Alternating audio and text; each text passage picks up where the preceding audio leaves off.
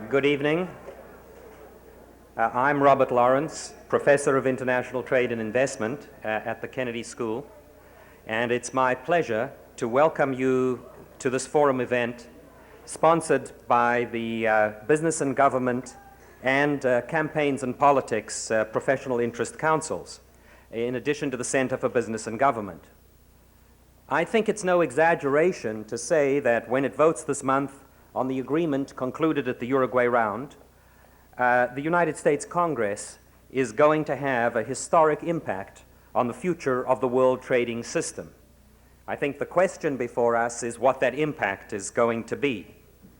The Uruguay Round started in Punta del Este in 1986 and concluded 7 years later in December 1993. And it represents the most ambitious trade accord ever negotiated. There have been 7 major negotiations over the post-war period, but these have mostly concentrated on lowering tariff barriers on industrial products. The Uruguay Round agreement includes large reductions in tariffs, but its scope is much more ambitious. And among its scope, one would cite the fact that, firstly, it extends the trading rules to agricultural products and to services. Secondly, it provides new disciplines on many non-tariff barriers, such as those related to investment measures, to voluntary export restraints, to technical barriers, to rules of origin, and to government procurement. It also clarifies the rules for unfair trade that deal with subsidies and dumping. It provides for the elimination of the network of quotas, the so-called multi-fiber agreement that currently protects textile industries in the developed countries, and it contains international agreement on intellectual property rights. And finally, and perhaps most significantly, it tightens the disciplines on the system by establishing a new World Trade Organization and a new and more binding system for settling international disputes. Given the scope of this agreement, it's no surprise that it has also engendered considerable controversy here in the United States and elsewhere around the world. This evening, we will get insights into that controversy by listening to a debate between 2 very distinguished participants. Firstly, nearest to me, arguing in favor of the agreement, will be Ambassador Rufus Yerxa, Deputy U.S. Special Trade Representative, who spent 4 years in Geneva as the U.S. representative to the GATT, and who actually negotiated this agreement on behalf of the United States.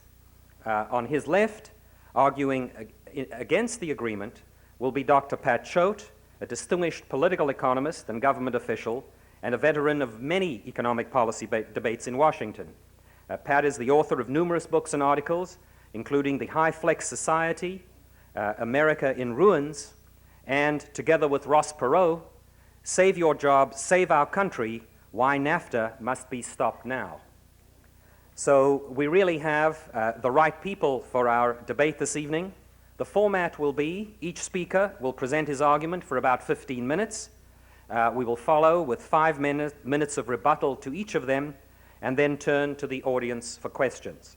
Let's start with Ambassador Yerxa. Thank you.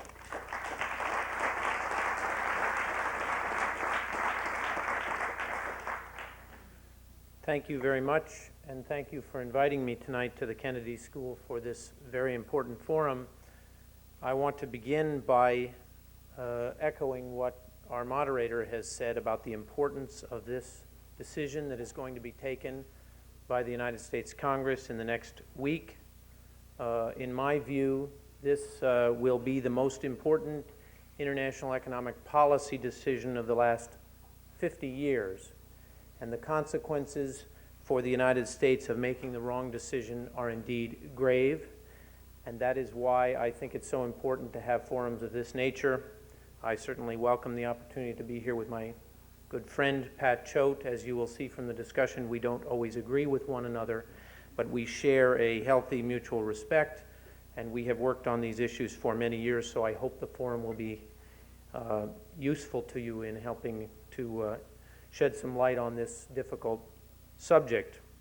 The issue here is really one, I think, that has to be viewed in the light of history. Maybe it could be said that one of the lessons we sometimes learn from history is that we never learn from history.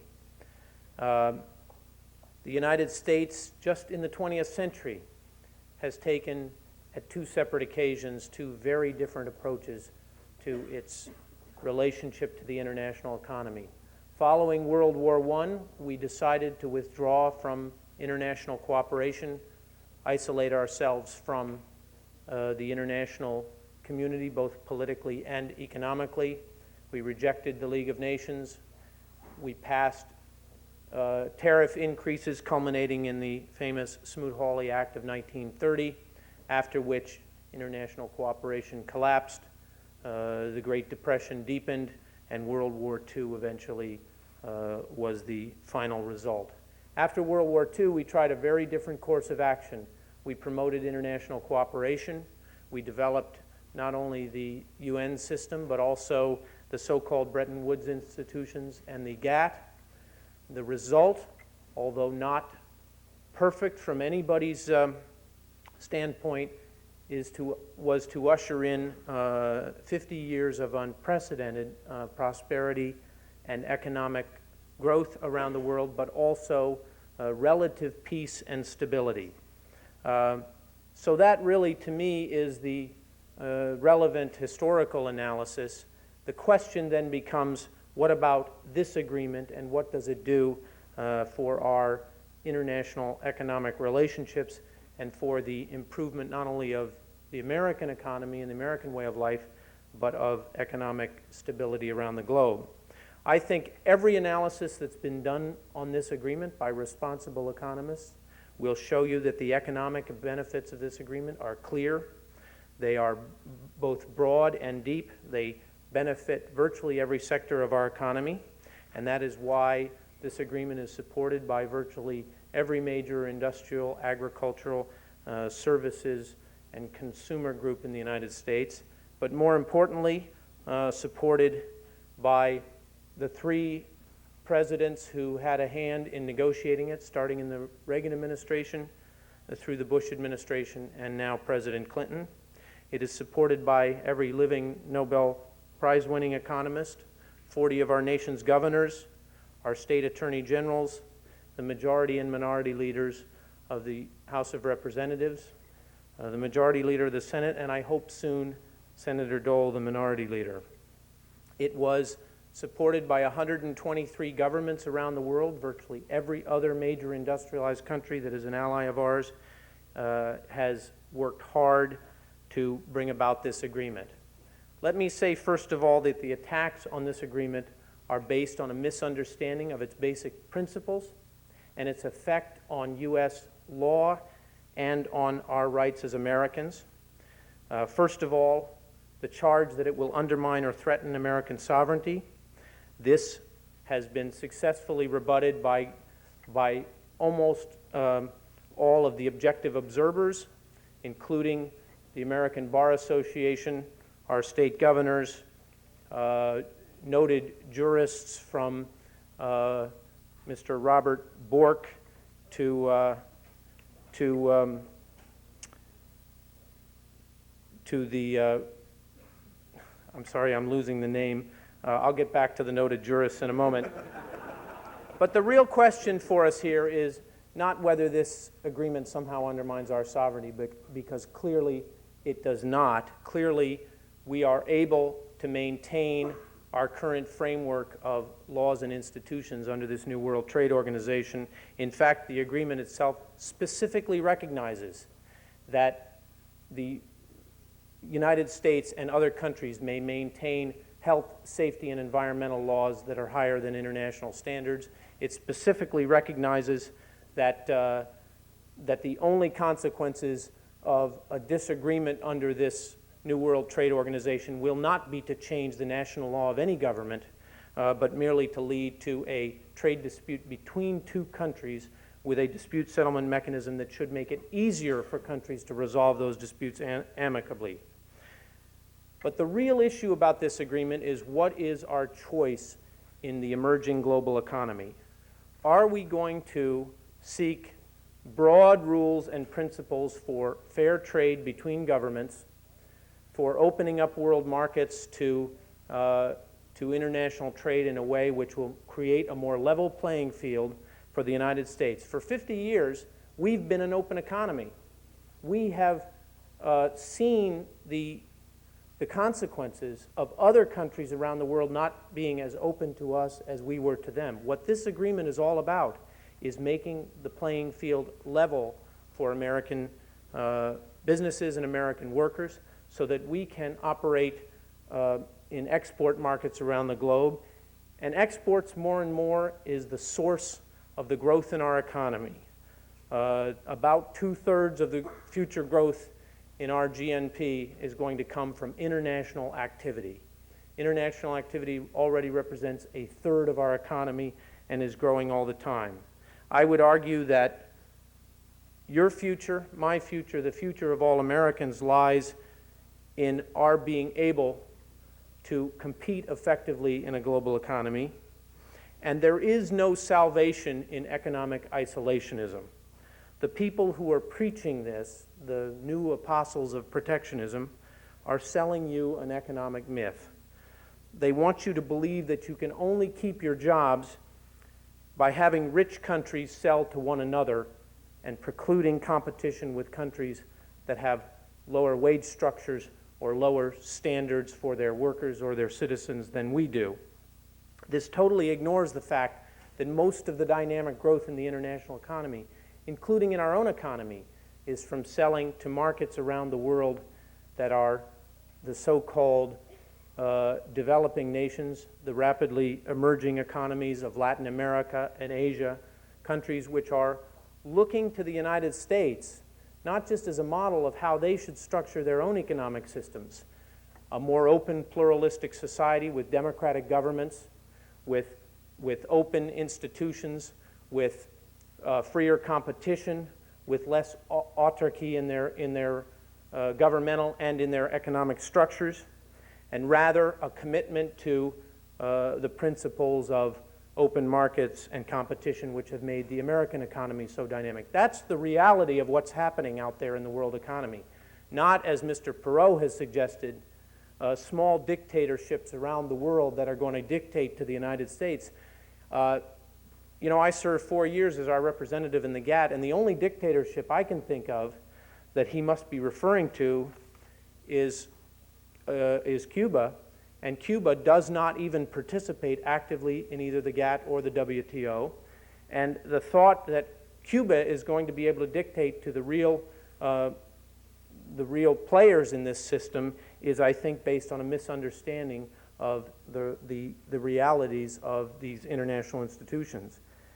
But the fact of the matter is that if we don't have a forum for resolving our disputes in a multilateral fashion with other governments, through some kind of sensible trade rules and through the principles of cooperation rather than confrontation, we are not only going to have a breakdown in the international trading system, but more importantly, we are not going to find ourselves creating good jobs here at home. We're not going to be finding ourselves creating the jobs of the future, but rather protecting the jobs of the present.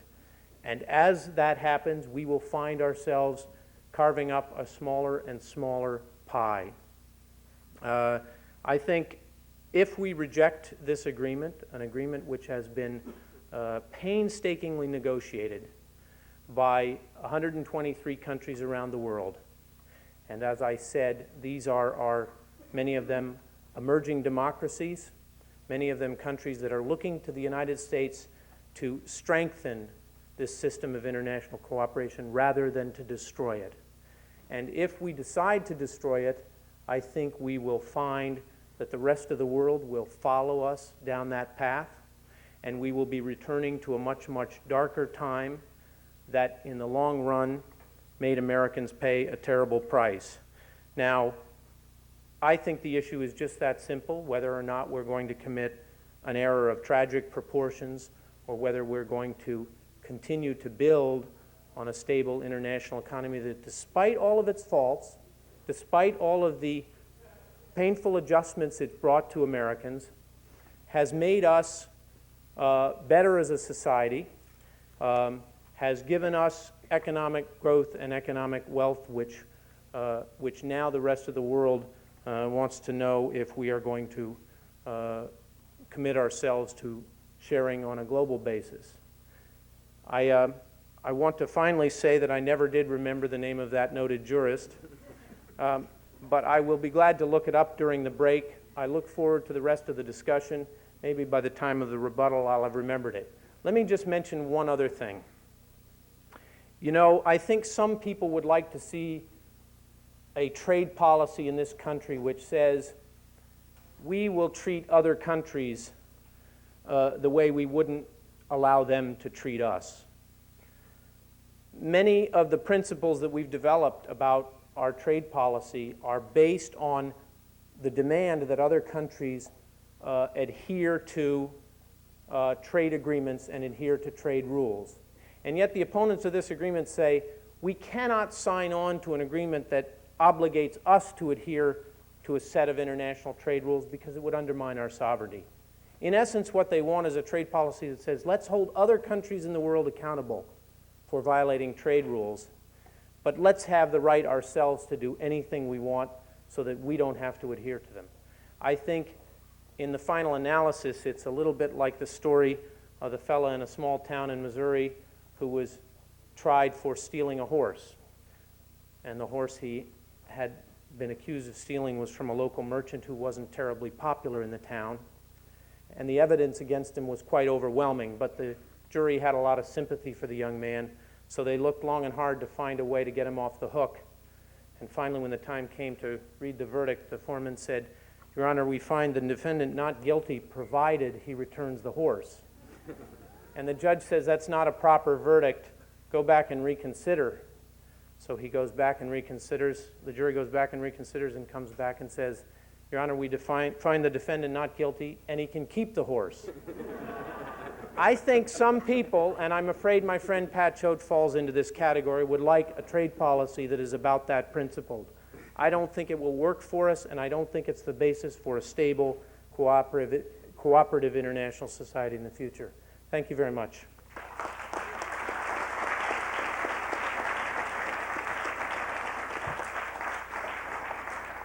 Dr. Choate.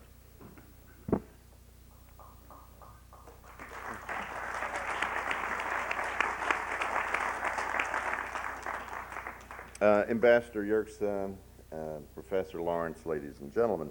Well, I'm very pleased to have the opportunity to come to this institute this evening to bring the other side of the case.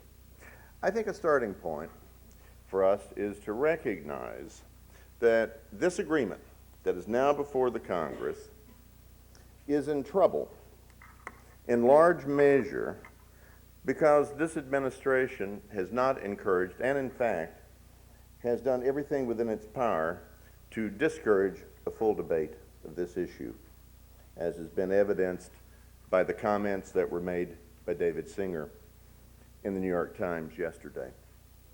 When we take a look at this agreement, I think what we find and what we discover is that it is an artifact of the Cold War.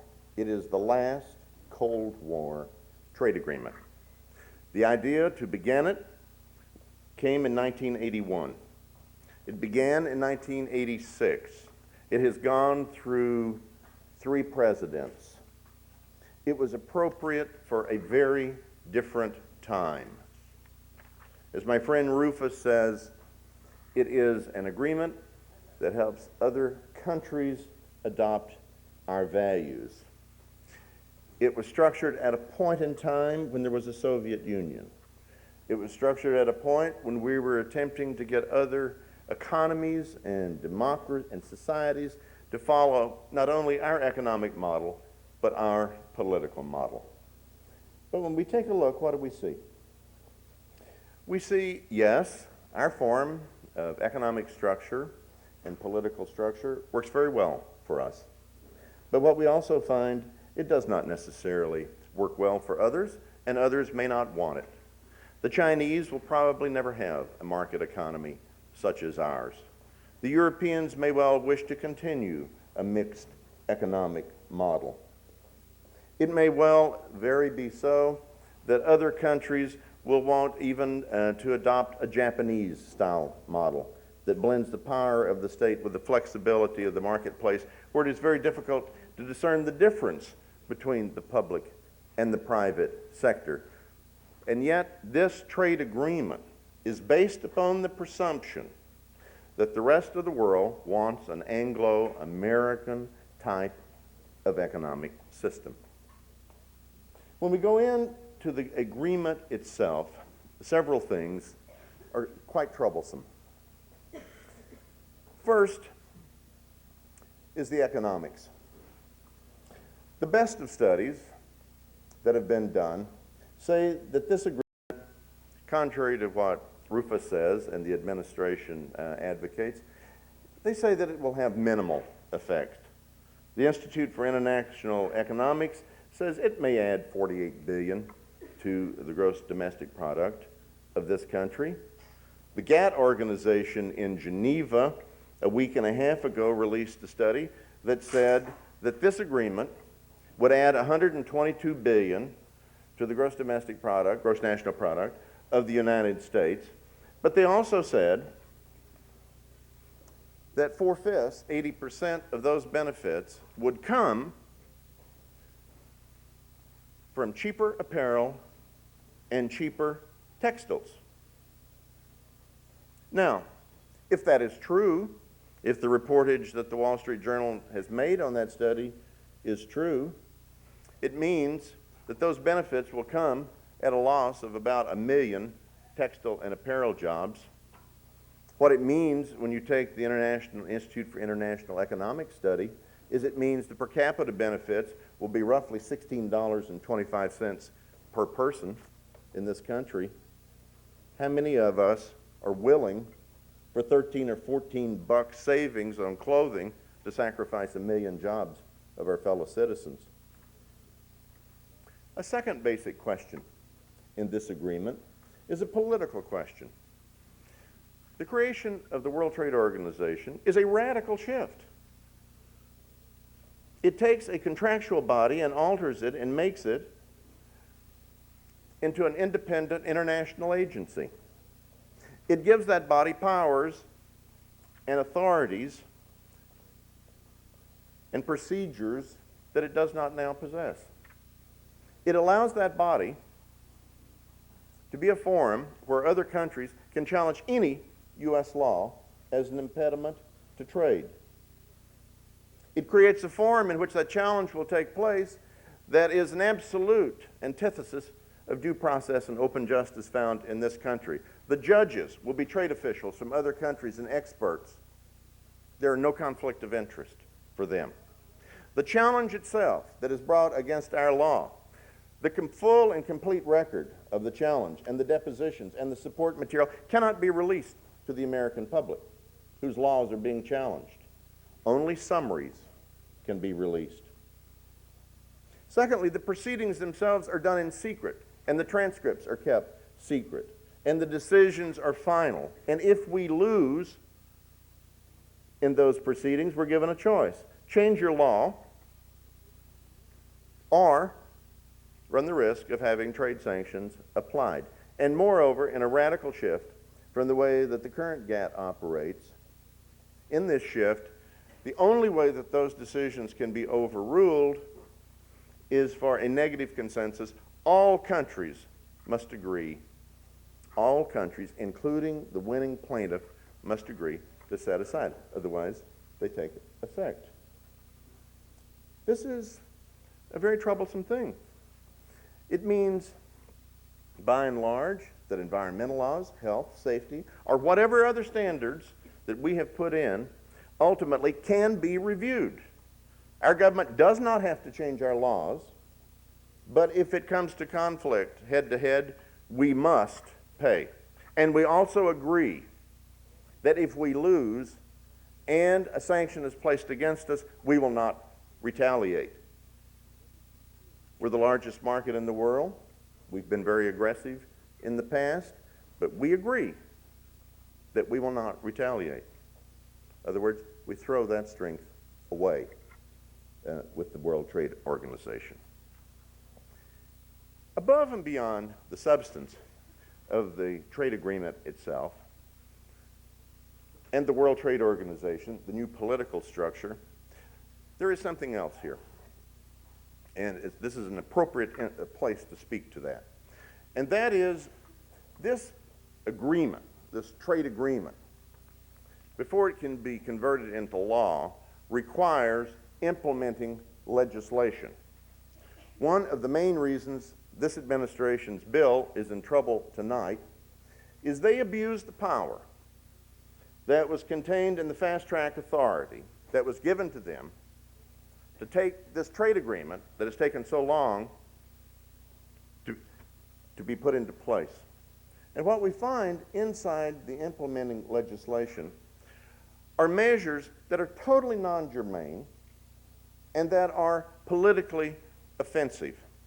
First of all, there is a provision in this bill called Section 742 that requires all parents to register their children, newborn children, with the IRS to get a taxpayer number. There is a provision, 745, on U.S. savings bonds that effectively shreds the financial safety net for savings bonds. And it alters the way that interest will be calculated to pay less on savings bonds of roughly $122 million over 5 years. There is a provision that alters the way that the pension fund of Trans World Airlines, one airline company, the way that the underfunded pension plan of TWA will be judged under the Pension Benefit Guaranty Corporation, and it is structured in such a way where Carl Icahn can receive $200 million back of monies that he is obligated to currently pay.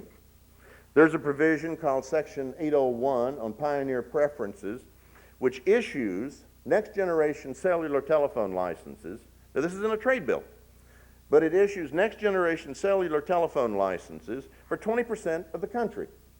It issues the license for Los Angeles and Southern California. It issues the license for New York City and New Jersey, and it issues the license for Washington, D.C. and Baltimore. The license that goes on the West Coast goes to the Cox Enterprises, which owns the Atlanta Constitution and a chain of radio and television stations. The license for Washington, D.C. goes to the Washington Post Company. The license for New York City goes for a little company in Colorado that has 130 employees, and it has investors who have been major contributors to the Democratic Party for 20 years from both Hollywood and Washington, D.C. And moreover, this legislation, in issuing these licenses preemptively, prior to the bids that everyone else will be going through beginning December the 5th, so cuts the price that the benefit to the Washington Post Company is $218 million, to Cox Enterprises it's $800 million, and to OmniPoint Communications it's $1,049 million. And to tap it off, this legislation, if it's passed, guarantees that no other company that would be a competitor for those licenses can challenge it before the FCC, and it's totally taken out of judicial review. What it means is these companies get these licenses forever. Now, what has happened here, this is an inside deal that has been cut between the White House, John Dingell, and the House Energy and Commerce Committee. It's $2 billion of taxpayer money. It's interference in the activities of an independent federal regulatory agency. It cuts around a judicial system. And then finally, what we find in this legislation recently, as we scurry through it, there's something called Section 113 that gives refunds to a number of importers on what is called agglomerated stone tiles made with binders other than cement. From 1988, all of their tariffs are refunded. What we find is a series of importations on ovulation drugs. Their refunds, their tariffs are going to be refunded. We find on a series of other chemicals used by Dial soap and Colgate Palmolive. They're having a major shift in the tariffs only for these companies. These provisions should not be in this legislation.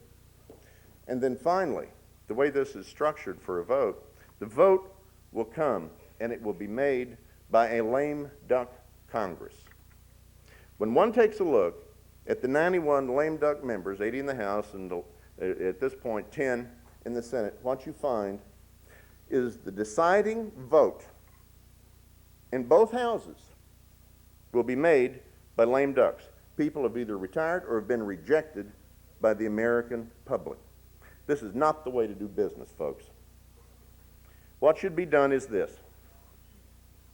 The President and the Congress should agree that they will have a fast track for next year for this bill only, that it cannot be used to extend other negotiations. It will be a modified fast track where these amendments can be taken out. And then finally, it is also, I believe, necessary to take the World Trade Organization, which will have such a profound influence on our relationships with the rest of the world. It should be separated from the trade vote, and it should be considered for what it is, which is a treaty, which requires a supermajority. If this is done, we can have the trade rules, and we can have credibility to this trade agreement. We have a president that wants a trade deal. We have probably the most pro-free trade Republican Congress that we've had since the 50s, and certainly it's one of the most pro-free trade Congresses that we've had. The trade rules can be enacted. The pork can be taken out. And if WTO, after a national debate, is seen in the best interest of this country, it too can be enacted. But the procedures by which this administration has gone about this important piece of legislation, this fundamental piece of legislation, is not the way that America should do its business. I'll stop there. Thank you very much.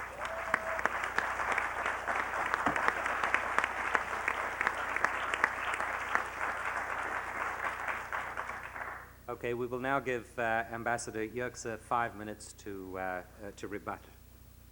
Thank you very much. Let me start by referring to something Pat said about this agreement being a relic of the Cold War, and that other countries may choose to reject our model, the Anglo-American system, I think he called it. First of all, I want to say that having spent 4 years talking to other governments around the world about what they see as the only reasonable course for them to get out of many of the mistaken policies of the past, the policies of economic isolationism, of a lack of democratic structures in their own society, is in fact to move towards our system. And government after government around the world expressed support for this approach for that very reason. And what they are afraid of now is that, having preached to them for 50 years about the right way to bring about real prosperity and freedom for their citizens, that the United States instead is going to choose to go the other way. And in fact, Mr. Perot and Mr. Choate have advocated precisely that in their book, Save Our Jobs, Save Our Country. Here's the proposal they made for the United States. They proposed that the United States impose a social tariff at a level that is equal to the difference between the wage paid in developing countries and the wage paid in the United States for comparable work. Social tariffs should apply to the imports from both foreign-owned or U.S. companies. In essence, let's engage in a process of raising tariffs around the world, closing down markets. If we are foolish enough to think that the rest of the world won't follow us down that path and will repeat the 1930s, then I think that maybe what Mr. Perot and Mr. Choate need to find is that they haven't studied the lessons of history very well. Secondly, on his point about economic studies, this is really ironic to me that the criticism of the agreement is that it only shows $65 billion. It's actually not 48, it's $65 billion a year that the Institute of International Economics showed in higher GNP and higher economic growth for the United States, with, of course, higher jobs because of that higher GNP growth. That's at the low end. At the high end, the studies show upwards of $200 billion, and in fact, the GATT study does not show that 85% of the growth in our GNP is from cheaper imports. The fact of the matter is, much of it is from higher incomes in export sectors of our economy, from semiconductors, computers, to aircraft, to films and records, to chemicals, to pharmaceuticals, to forest products, all of which benefit immensely from the fact that all other governments in the world are reducing their tariffs on what we sell them by 40%. Now that's what the real studies show, and if the battleground here is whether this is $65 billion a year in higher GNP or $200 billion a year in higher GNP, I welcome that. I'd like to know what piece of legislation Mr. Choate is proposing that will increase our GNP by that amount over the next decade. Lastly, on dispute settlement. Well, no, actually I have two more because the revenue provisions in dispute settlement. The dispute settlement system and the relationship of the WTO to U.S. law that Mr. Choate has described to you bears no relationship to the real facts. The real facts are that this new WTO system is basically taken from the GATT system today. Most of the voting rules are either identical or in fact strengthen our sovereignty in the voting system in the new institution. You know, in the GATT, there is today a principle of one nation, one vote, but there is a custom of consensus. In the WTO, you have codified the principle of consensus, and the majority voting is only resorted to in situations where consensus can't be established. And let me make a point, even when there's voting under those rules. First of all, you never vote on disputes, either in the GATT or the WTO. You do not vote on a dispute between two parties. You only vote on things such as accession of new members to the agreement, or amendments to the agreement, or decisions of the WTO. And it is explicitly stated in the new WTO charter that while 2/3 of the country can gang up on the United States and vote something that we don't agree with, if the United States doesn't go along with that amendment, it does not apply to the United States.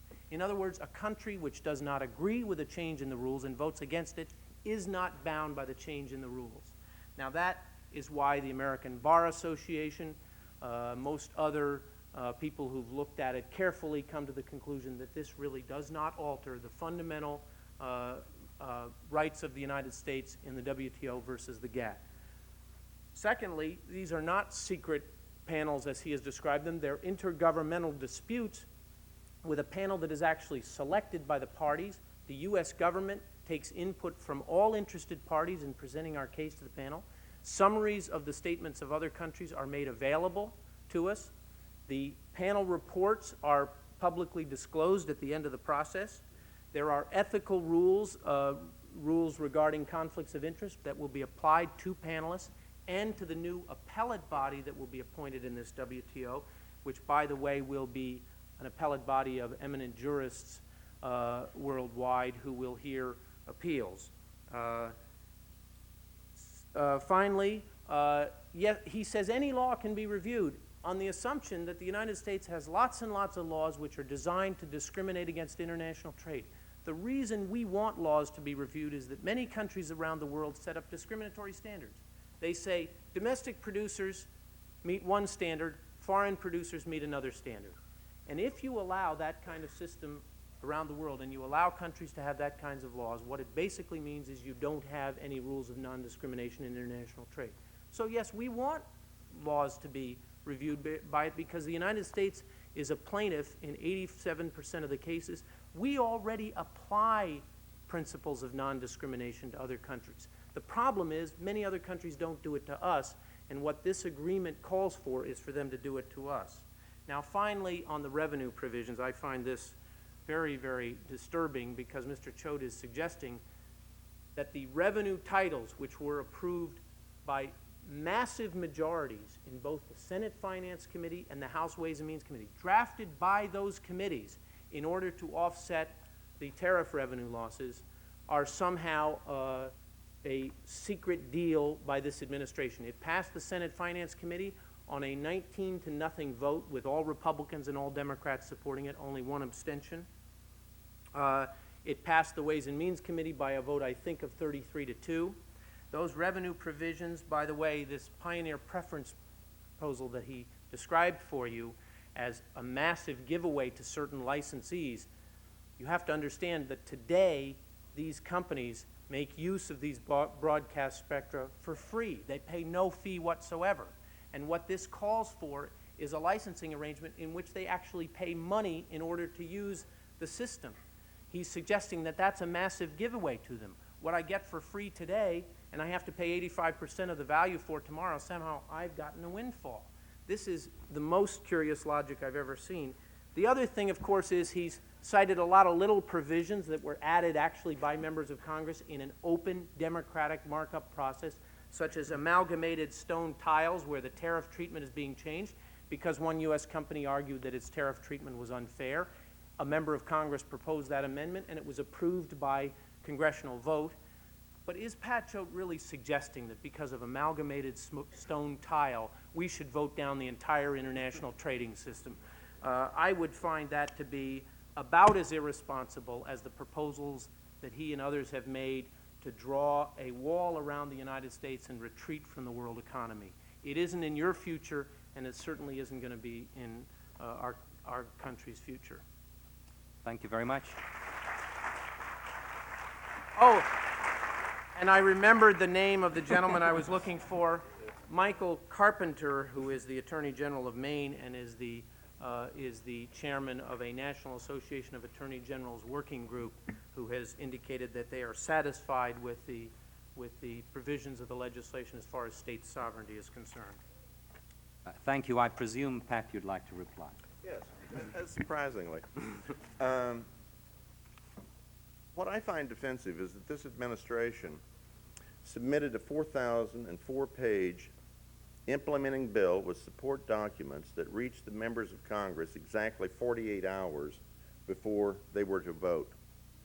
What I find about the Stone deal and the 801 deal and the series of other deals is they're crafted and written in such a way that it takes a very good lawyer going back through documents to decipher them. If these deals are so good, they should have been put into the public view where there could be a debate. They cannot stand scrutiny. Secondly, Rufus makes the point that the WTO is really no different than the GATT, and the rules are not that big of a change. Then if it's no different, why do it? If it's no different, just have the GATT 44 or the GATT 48 arrangement that we have. They are different. If a law in the state of Massachusetts enacted through the democratic processes, tested in your Supreme Court, reviewed and tested in the U.S. Supreme Court, is challenged, as it can be under the WTO, you as citizens cannot attend the hearing on that law in Geneva. The media cannot attend. You cannot get anything but a summary of the complaint that is leveled against you. You can walk down in this country into any municipal court system in this country and walk in to any hearing and trial for a very simple reason: we have open justice.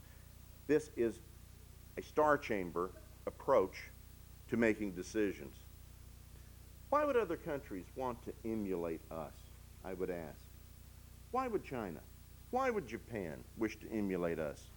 We're running a $155 billion trade deficit. Since the last major trade agreement, we've had a cumulative trade deficit of $1.4 trillion. We're losing our manufacturing base at an accelerating rate. What do we have to teach them when they're running massive surpluses with us? Why would they want to change systems that benefit them very well in a manner that would benefit us? I see no logical reason why they would make that change. And why did Perot and I call for an equalizing tariff? Because the direction of trade today is exploitive trade. The direction of trade today is for our companies here, Europe, Japan, to shift their capital and assets to the less developing world in the post-Cold War period and exploit workers. There are today in the world 830 million unemployed and underemployed people. What we're seeing is a massive shift of capital since the late 1990s to those countries. There you find workers who are quite competent. You find governments that are quite totalitarian. You find a different set of environmental and other social regulations. It is possible to go to those enterprises, and for a fraction of the price of an American worker, you can find comparable replacements. And it really doesn't matter how hard our workers work. It doesn't matter how much training that you give them. Bob Reich, a former faculty member here, in his book, The Work of Nations, makes a very good point. The Fortune 500 companies since 1970 have not created one net new job in this country. The people behind this trade agreement, the people behind Alliance for GATT now, the 300 largest corporations in this country, they have announced layoffs of 600,000 workers this year. These are the same companies that are moving their facilities to other countries. As to the revenue titles, yes, the members on the Ways and Means and Finance Committee knew of those deals. No, the rest of the Congress and the public did not know about those deals. When Senator Ernest Hollings brought a representative from the administration up last week before the Senate Commerce Committee, they made the argument that Rufus does. We've had full consultation. Senator Hollings asked the question, who did you consult? Name me the senators that you consulted on this committee, the Committee of Jurisdiction on Telecommunications. No one. What they had done is they had cut the deal with Congressman John Dingell in the House and put it in. Chairman Hollings was very clear about it, as were the other members. They learned about it when it hit the press after the bill was open. And so what I say again is, if this deal is in the best interest of this country, it can stand open scrutiny. If this deal really makes sense, it will be passed by a Republican Congress and a president who advocates it. If it is not, then it does not deserve to pass next year. But the one thing that we should be certain about is we should not have this bill, this historic piece of legislation, enacted where the margin of victory is by lame duck members, large numbers of whom are now job seekers from the very people who are pushing to get this bill through the Congress.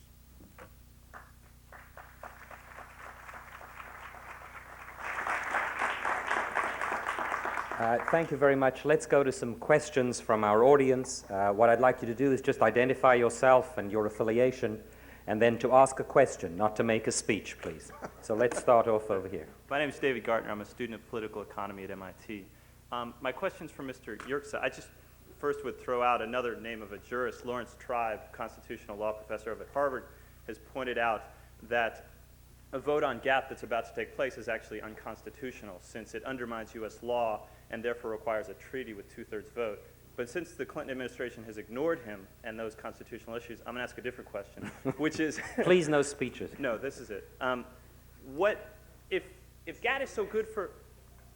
If GATT is so good for American business, how come the Boston Globe today has leading textile executives opposed to GATT? And if GATT is so good for American workers and is a level playing field for workers around the world, how come there are no provisions for worker rights? Which mean that, for example, when Clinton just went to Indonesia to pass a free trade deal to level the playing field, a couple of days before that, the Indonesian government put in prison several leading trade union workers, trade union organizers in Indonesia. So is that a level playing field? Those are my questions. Thank you. Well, I think the first point I make is I think you're going to do well in politics.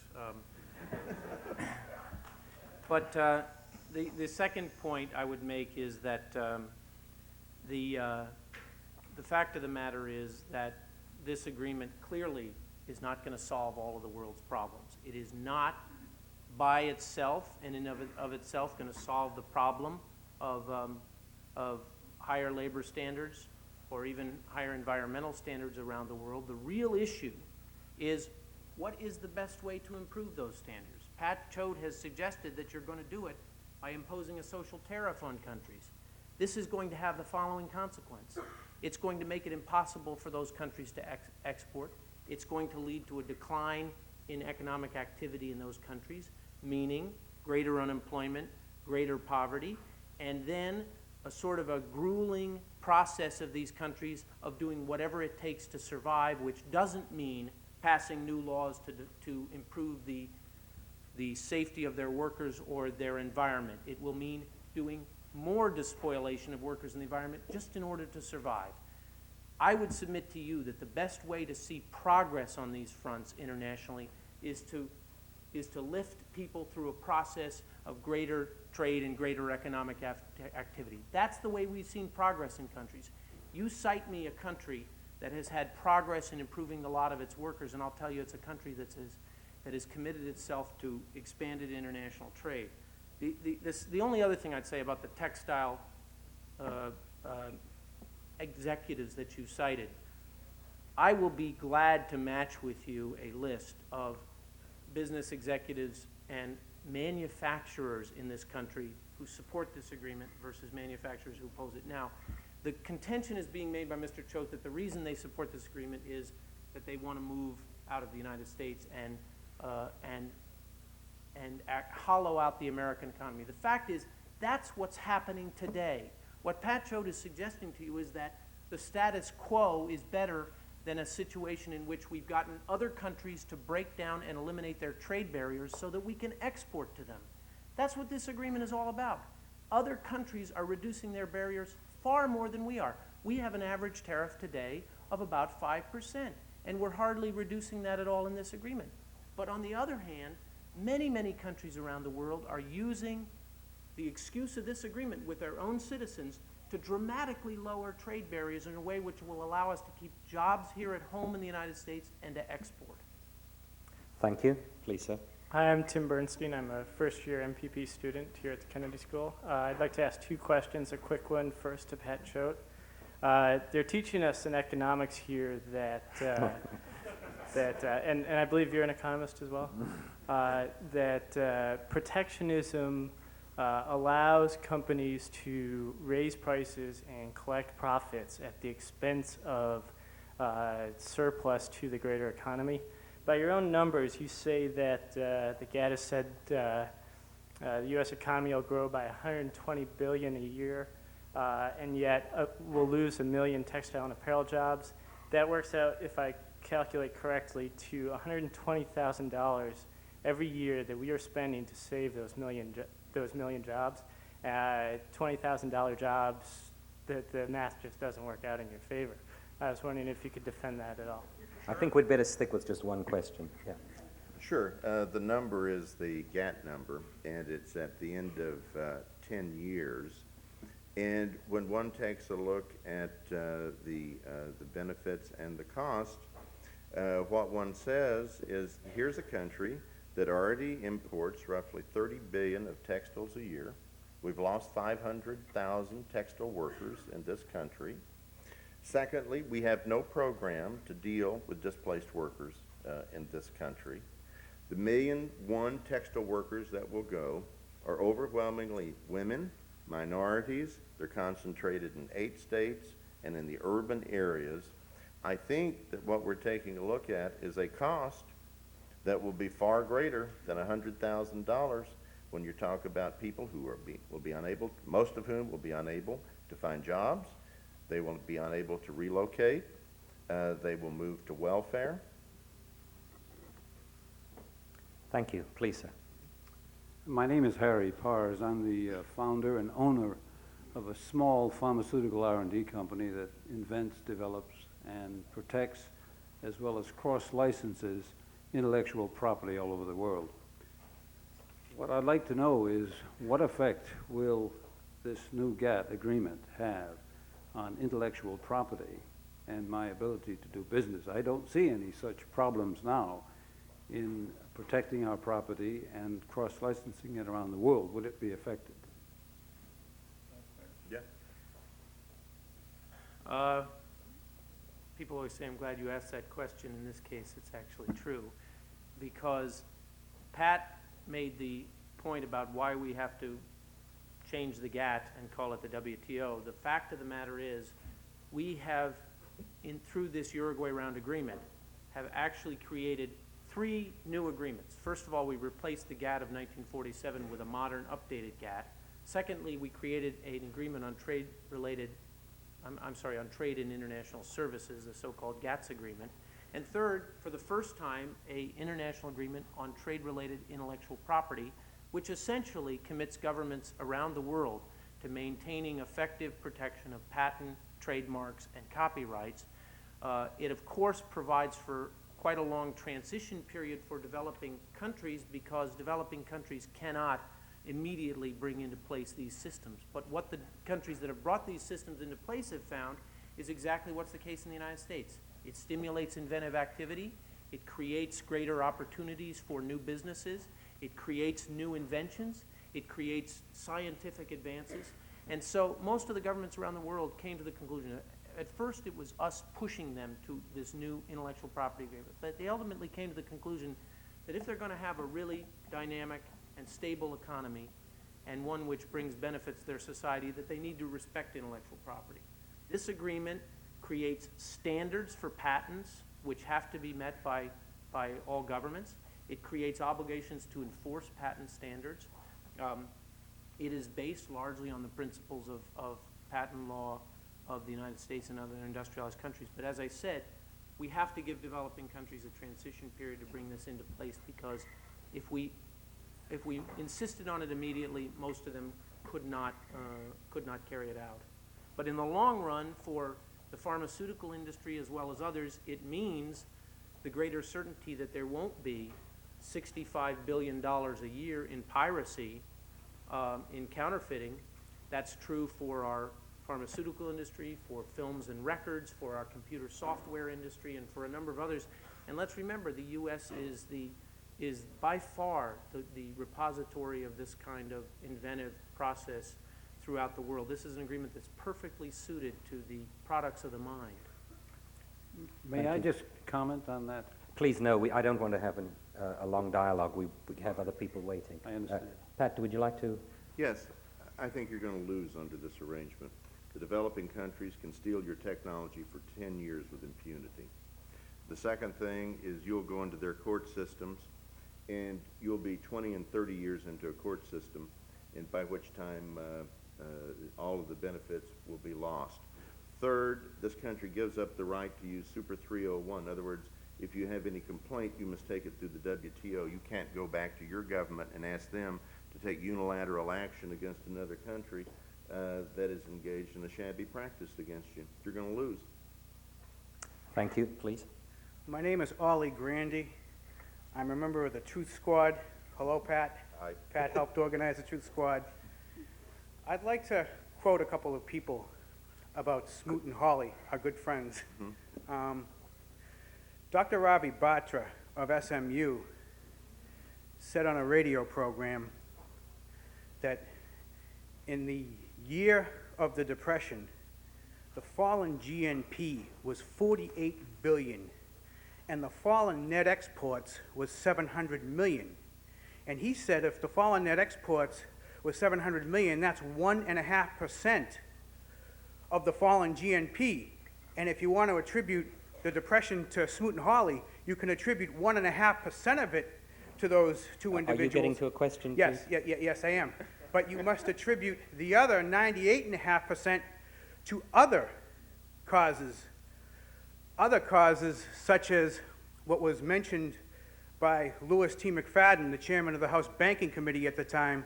The Federal Reserve inflated the money supply 62% in the 6 years leading up to the Depression, and then the year of the Depression pulled the money supply back by 1/3.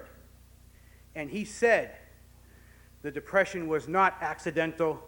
It was deliberately caused by the international bankers who are the owners of the Federal Reserve, so that they may emerge as rulers of us all. Now, Could we have the question? This was the chairman of the House Banking No, Committee. I'm sorry. Please, could we have the question? The question is, why should we believe the ambassadors and the Al Gores all these years later when the chairman of the House Banking Committee, who was right in the middle of that at the time, said the reasons were very different for the cause of the Depression. Thank you. Thank you. Well, I'll take that. The truth Can we of have two answers to that question? Sure. Yeah, sure. I think there is a necessity for skepticism when one goes back and takes a look at the promises that were made on the Tokyo round of GATT. What one finds is they're almost the same as the promises that have been made on the Uruguay round of GATT. And what has happened is that those promises have not been met. And there has been great pain inflicted in this country. And millions of people have suffered a decline in their living standard and a decline in their wages. If an agreement such as this, so far-reaching, that is going to have such an effect, is to have legitimacy, and if our government in bringing it in is to have the support that it should, it means that a debate like this should be open. It means it's necessary to extend this into next year, and it must be explained. Calling on authority figures, attorney generals, governors, and economists simply doesn't work, I believe, with the vast majority of the American people.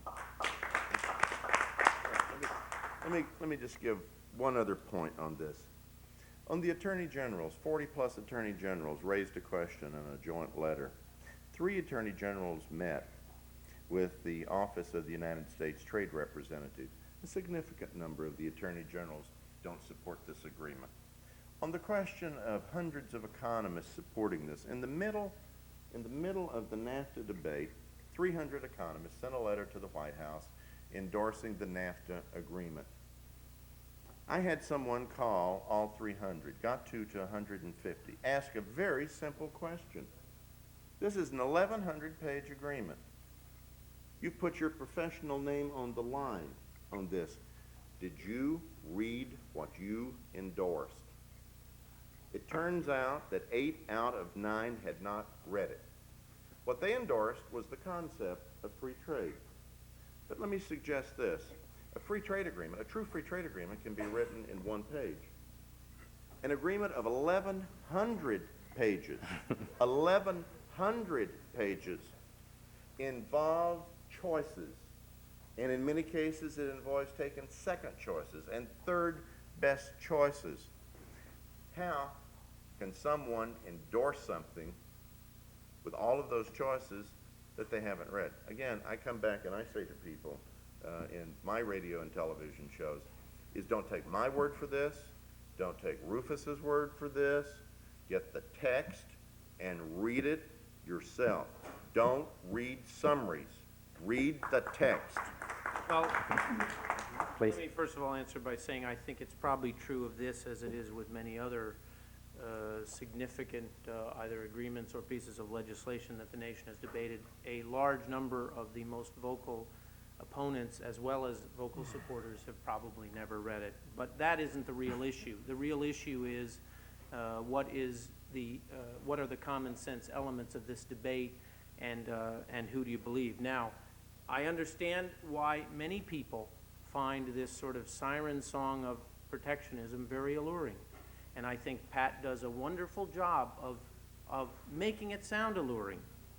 But I will, since you've put the question to me about Smoot-Hawley, I will quote to you the testimony of Cordell Hull, the Secretary of State, who in the wake of the Smoot-Hawley tariff found himself presiding over an international trading system that had literally collapsed. And here were his figures. This is from his testimony before the House Ways and Means Committee in 1933. He said, in 1929, the peoples of the world had traded with each other to the amount of $69 billion. By 1932, this trade had fallen to $27 billion. All countries were stricken, and few more seriously than the United States. Within 3 years, our exports declined from $5.2 billion to $1.6 billion. Between 29 and 32 inclusive, national income fell from $80 billion to $39 billion.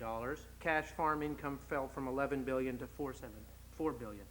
Now, maybe you want to take that risk that in an even more interdependent globe than we have than we had in the 1930s.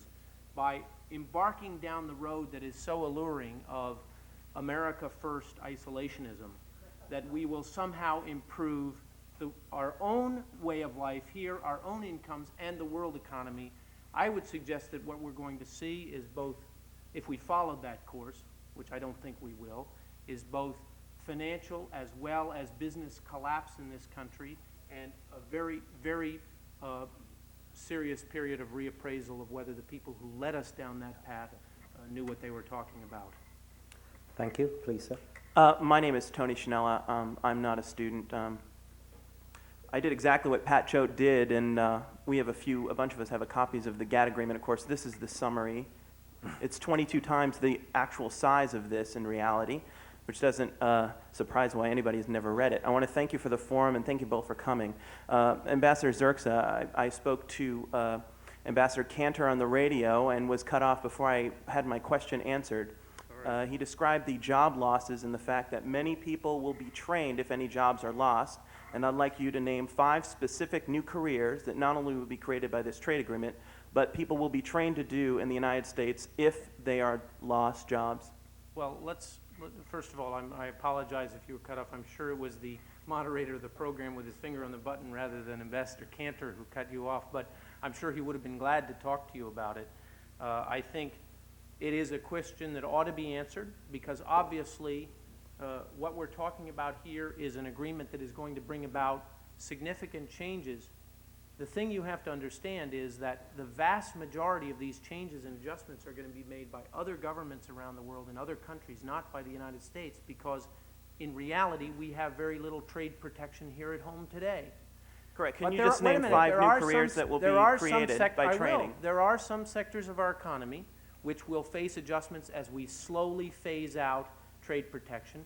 There are massive other sectors of the economy which will see jobs increase and opportunities for work increase, including, and if you wanted me to name a few, the forest products industry, the chemicals and pharmaceuticals, construction equipment, all sorts of processed food products and consumer goods, semiconductors. We're now the world's largest producer of semiconductors, and our markets are increasing all the time. Electronics and computer products. Careers, though. I'm sorry? Careers. Well, They're all students you're here. They're asking going to about be what trained to kinds do of jobs. something, right? Certainly, all of our services industries, many of which, by the way, in the export sector have very, very high wages. It's a myth that the service sector is all low-wage jobs, but many of our services industries, as well as many of our intellectual property-based industries, if you're asking about careers, the fact of the matter is we're going to see far more jobs created than we are jobs lost from this agreement. Pat? 2 points. And this is perhaps appropriate at an institute of politics. There comes a moment in the midst of a political battle where the hyperbole goes nuclear. And what we're seeing now is we're reaching that stage in which that if we don't pass this, there'll be a depression. If we don't have this, the global trading system will collapse. That will not happen. That's the first point. The second point, as to the jobs question that the gentleman raised, is the job areas in which Rufus indicated there would be job increases are all areas that had job decreases over the past 5 years. Now, from 1988 to 1993, this country lost about 1.9 million jobs in the goods-producing industries, manufacturing and other goods-producing. They were all industries that were in traded sectors. We created no jobs in the traded sectors. All of the job gains were in the non-traded service sectors. Now, the administration uses a number that each billion of exports will create 17,000 to 20,000 jobs. That works in reverse. We're running a $155 billion trade deficit this year. If by the administration's formula, that's at a cost of 3 million jobs. And these are essentially in high value added jobs.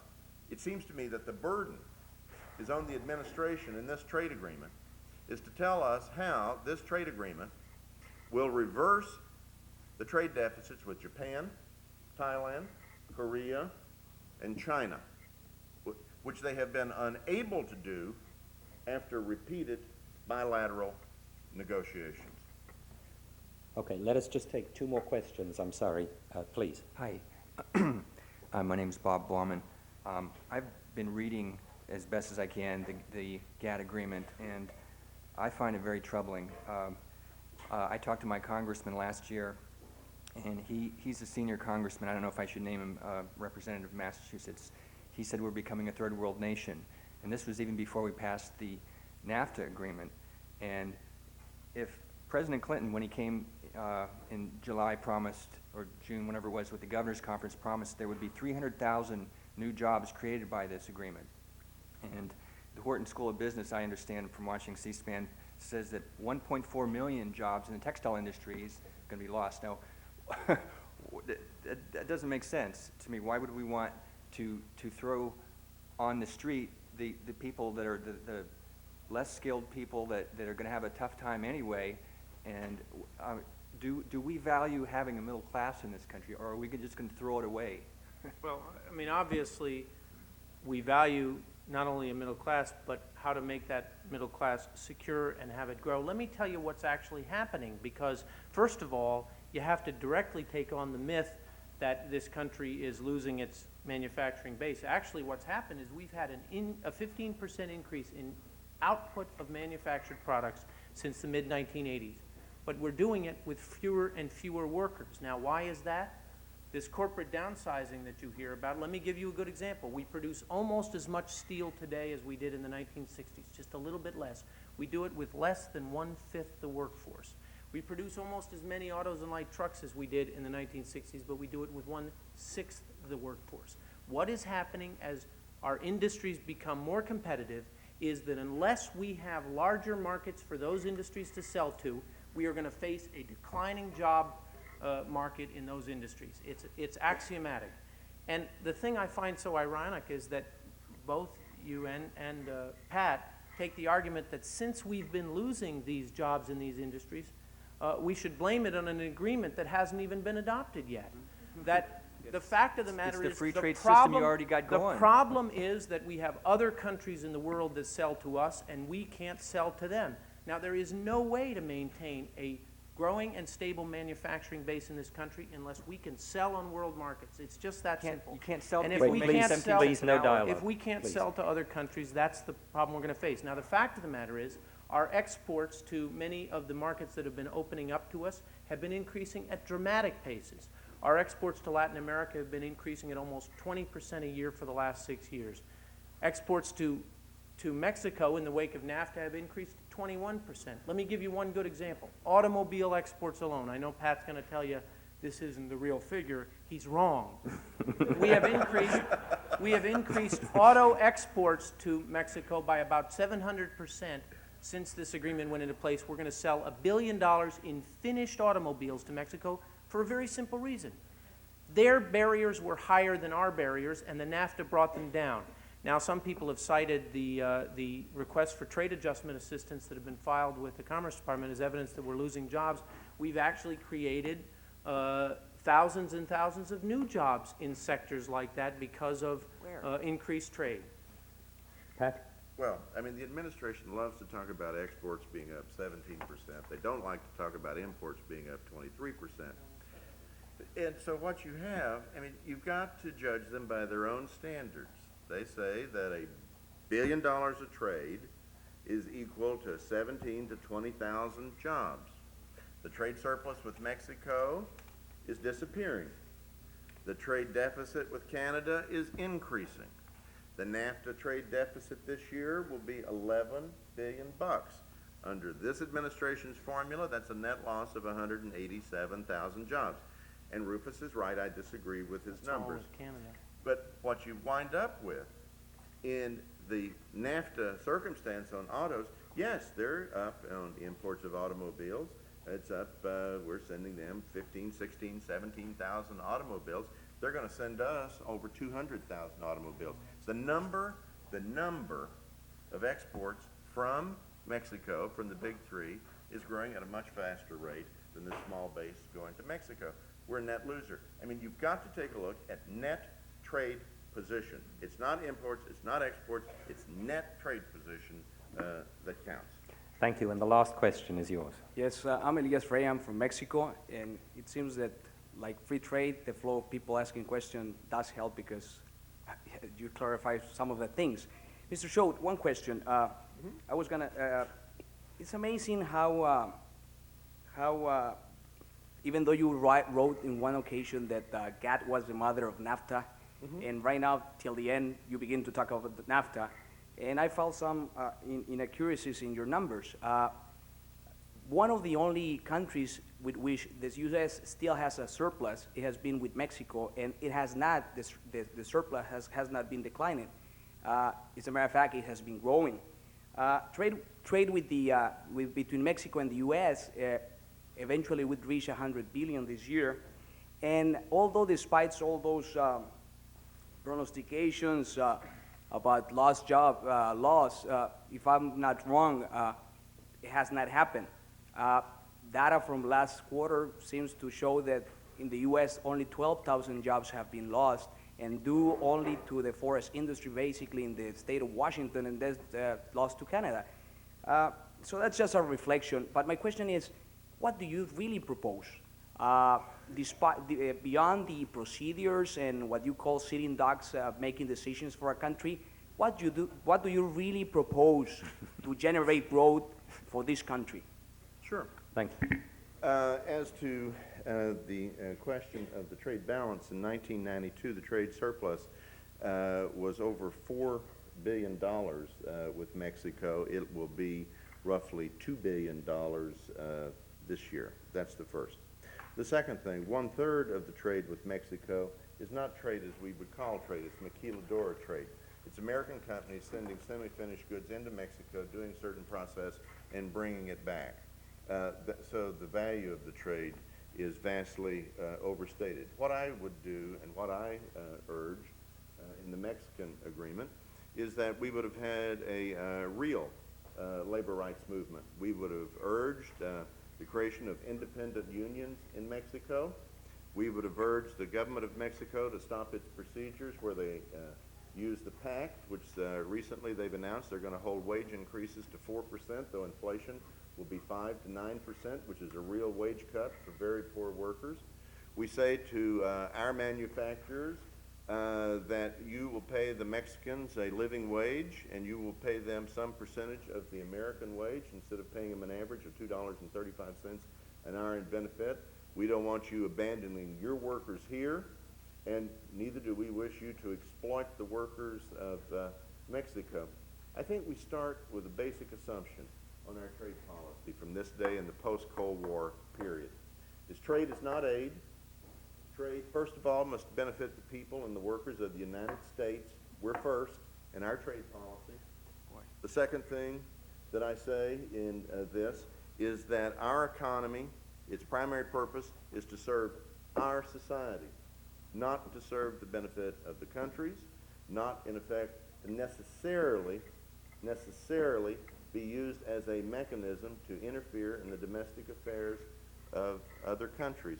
You start from that premise, and then you go with a negotiated trade agreement with the major industrial countries in which you're going to have a balanced trade arrangement and where you're going to have equity in trade and investment, where you're going to use essentially the same rules between the Europeans and the United States and Japan. And once you have a harmony and a balance between the industrial countries, which does not exist, then the industrial countries take a shared responsibility for the developing world. And in that shared responsibility, the demands that we make upon the multinational corporations is that they not be used as a means of exploiting other people, that they not be used as a means of driving down the environmental and human rights standards of other countries, and that we not have mechanisms such as the World Trade Organization that pulls down our wages and our standards on environment, health, and safety. It is, Okay. it is, well, I just want to make an observation. Now, Rufus, you will have the last word. Well, I want to react that the last statement we heard, I think, is what I would call the height of hubris. I think that it is a proposal that Pat is suggesting to all of you that you entrust him and the people who take his point of view, that what we should do is destroy the current international trading system and recreate it in their image. Their image is, first of all, we won't trade with anybody in the world unless they have our standards. We'll impose social tariffs on them so they only have our standards. Secondly, we'll begin by making all of our trade agreements only with other industrialized countries that share our standards, and that then once these other countries of the world, which of course will be falling further and further from sight once we do that, are up to our standards, then we will consider sharing our wealth with them. There are two problems with his thesis. First of all, the rest of the world will never agree to any of this, and what you will have is Japan, Europe, and other countries making the agreements among themselves to expand international trade, to expand their economic activity. They'll go forward with exercises like the WTO and just leave the United States out of it if that's their only choice, because they will not follow the same sort of suicidal path that Pat is suggesting. But secondly, and this is the most disturbing thing, it will not enrich Americans. It will not give us more jobs. It will not create new industries here at home. We cannot think that we're going to solve our very fundamental economic problems of how to compete in a global economy by shrinking our sites and by deciding that we're just going to trade with ourselves. If that's really the logic of how to make an economy work perfectly, then maybe people in Massachusetts shouldn't trade with people in Connecticut or people in New York, and maybe people in Boston shouldn't trade with people in Providence, and maybe then we'll all be richer and have more jobs. I think this is based on a fundamentally flawed logic, but the most important thing here is that the country is going to have to make a decision in the next week, and I hope that the wisdom and insight of those who have to make this decision in what has been a democratic process will be the right decision.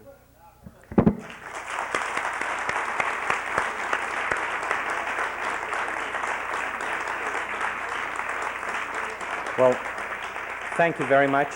As you see, we have not reached a consensus in this discussion, but we have had the benefit of two extremely articulate presenters of their positions, and on behalf of the school, I thank you both for coming. Thank you.